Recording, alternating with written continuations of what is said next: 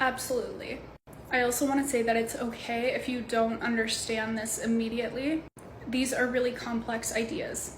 But I think it's important that we take time to create structure around the concept or fluidity of the feminine energy experience.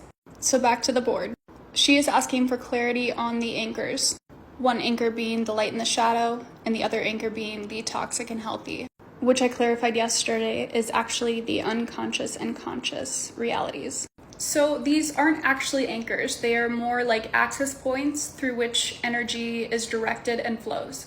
Yesterday, I explained how when your shadow expands, your light expands in direct proportion. That this is actually an energetic loop instead of a linear experience. But that the loop actually looks more like this.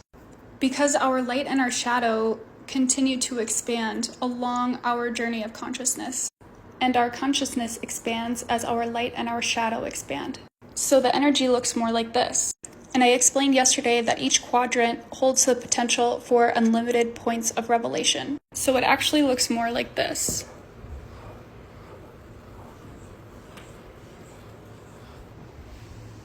Which looks like this, which is called the torus.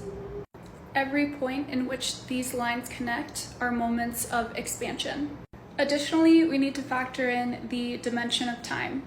The vast majority of our human reality is perceived in 3 dimensions: length, height, and depth. Time is the 4th dimension. Though we are able to understand its existence, it is hard for humans to comprehend the full extent of its reality, in large part due to our physical bodies. We can only experience what we experience when we experience wherever we are.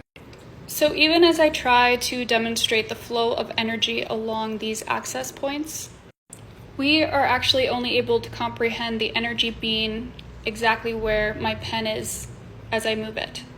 But the energy is ever moving and not restricted by time. This is why feminine energy is inherently emotional. Feminine energy is ever moving. It is not only able to perceive multiple realities at once, but actually able to intuitively feel them and experience them.